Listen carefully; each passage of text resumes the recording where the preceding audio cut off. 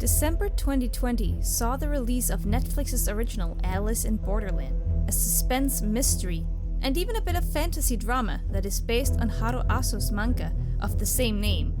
Or its Japanese name, which I love saying, Imawa no Kuni no Alice. The series is about a young man called Arisu, a jobless gamer who is berated by his dad and his brother and hides in the world of gaming. He has two close friends. The first one is Karube, who was a bartender but got fired for sleeping with the owner's wife. This did feel a bit random about his character arc, but it does have some relevance. How invested you are is another question. Then there is Chota. Fucking Chota. Ugh. I guess this manga was written in 2010, but yeah, he's that cliche anime character guy where he works in the office and is overly innocent, good-hearted, and a bit wet. Like, he cries. Like, a lot. Like, I'm all for men crying, but he cries for things like I don't think you need to actually cry for, whether you're a man or a woman. But hey ho, let's go. He also has a mum who is part of a cult. Again, a bit like Karube and his bartender girlfriend.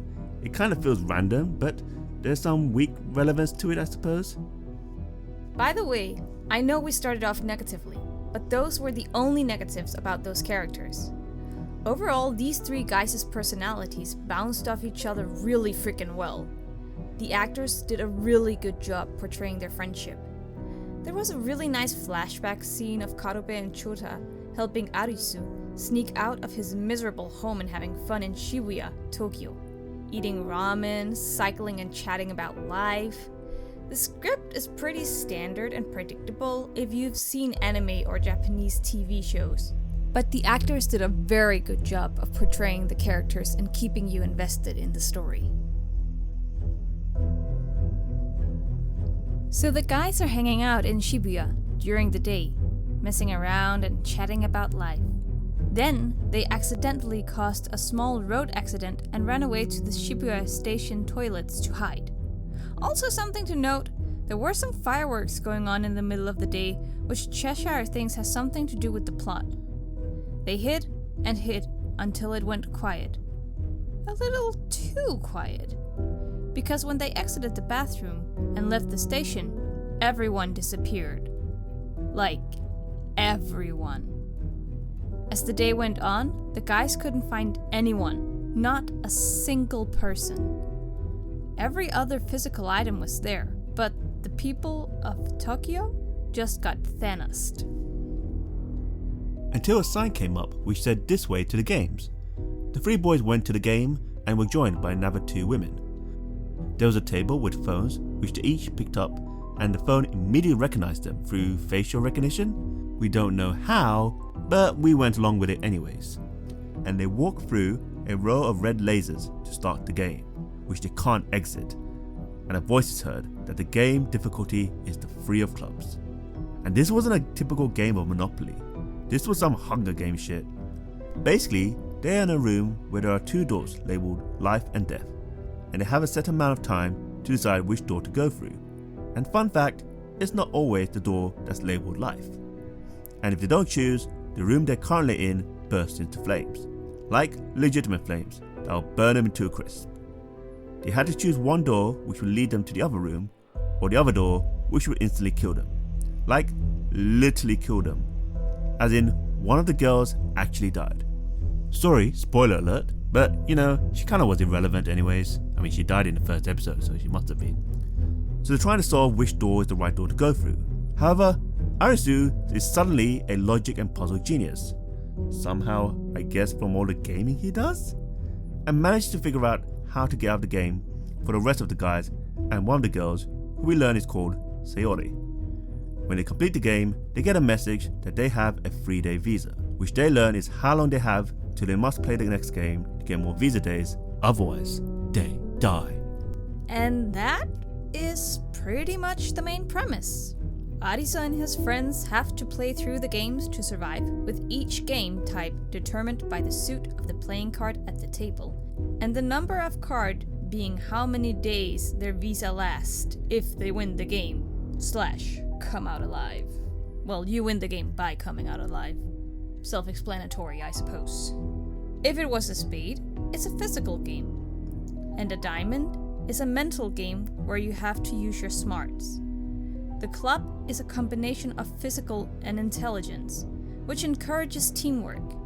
And the heart, the heart, is a psychological kind of game where you might have to betray your friends to survive.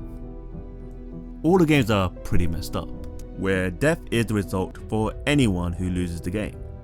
There was one game where the contestants are in a tank of water and they had to decide which switch out of 3 can turn off the electricity, otherwise everyone is barbecued.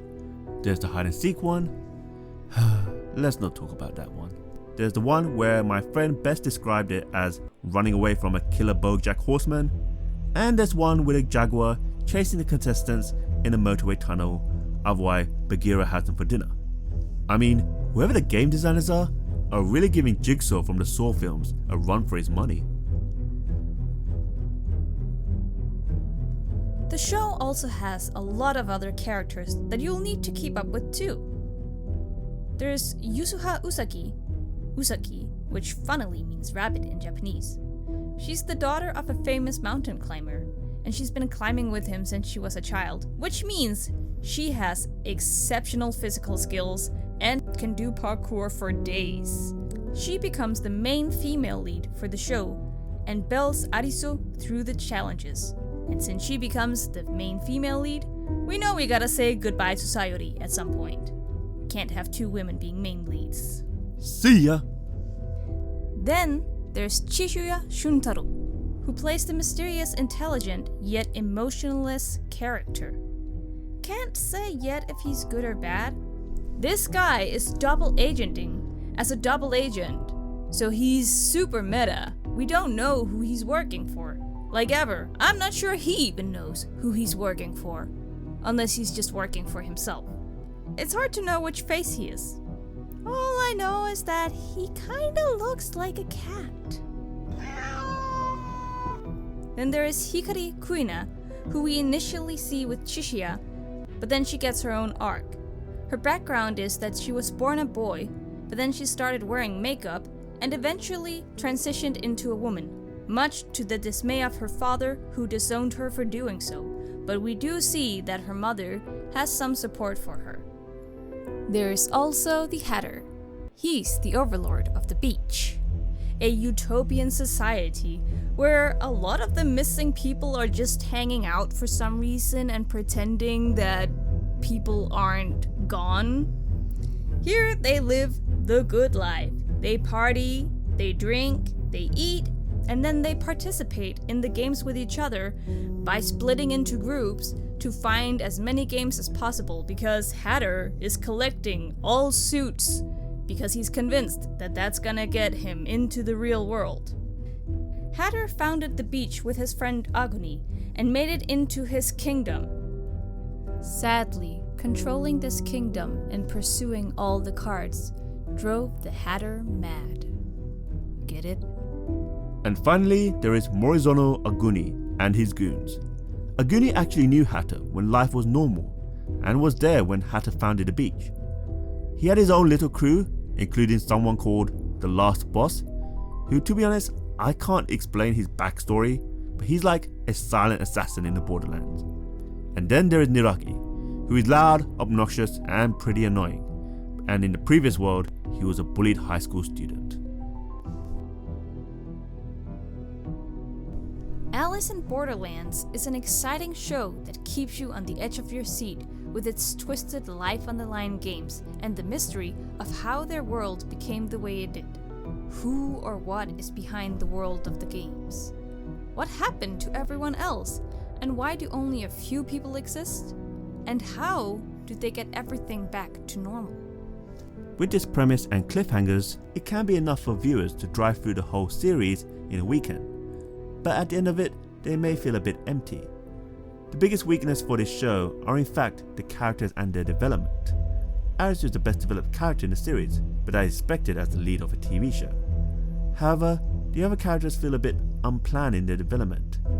With Arisu's friends Chota and Karube, as alluded earlier, their backstories was somewhat interesting, but it didn't have any relevance in their character arc, and we never really saw their characters go anywhere. Well, except Chota. I think my guy went from being a boy to a man, if you know what I mean. Now that's some real character development. But any character development was pretty small or just pointless. I think Kuina had a decent backstory and a better character development, so that's why you kind of root for her more than the other protagonists. Usagi felt a bit underwhelming given the amount of screen time she had compared to all the other characters outside of Arisu. Honestly, she felt so unimportant. We thought they might kill her off for plot development or something. She is yet another sad example of introducing strong female characters who become useless once in the presence of the male lead to advance his story. To elaborate on what I mean, we've seen Usagi climbing walls without ropes, we've seen her taking care of Arisu, we've seen her collect food and water and live in a tent and everything, and then the moment they come to the beach, suddenly she can't fight or protect herself. She needs Arisu to do things for her. Hence why I say she becomes completely useless to advance his story. Very sad. Yeah. So the immediate antagonist, Hatta, was an interesting character, and the show certainly picked up when his personality got into the mix. But with Morizono Aguni and his boys, we get their backstories, and there's absolutely no reason for it. They're never really given enough screen time for us to even understand how much of a menace they are. It was like, oh, there's 3 guys here at the beach who all wear the same clothes. Oh, they're the bad guys. Why are they the bad guys? Oh, they're trying to kill everyone. Why are they trying to kill everyone? The build of these characters wasn't developed smoothly and felt a bit rushed. And the word rushed is probably the best way to describe the weakness of Aris in Borderlands. But we can't blame them. They have a 12-episode window, and they have multiple issues of the manga to adapt. It's a mean feat, and it seems the creators of the show decided to use the mystery of the world and action to drive the viewer's attention. And they did a good job, to the point that Netflix has greenlighted a season 2. So, if you're looking for a good fun show to watch, and not too worried about being invested in characters, Alice in Borderland is a very good show to get into. As said, you unlikely care much about the characters and their story arcs, but you have a good time nonetheless. We give this 7 clubs out of 10 hearts. Makes no sense. Hashtag we'll watch season 2. Hashtag pretty sure Cheshire is the Cheshire cat. There's only one Cheshire cat, Alice.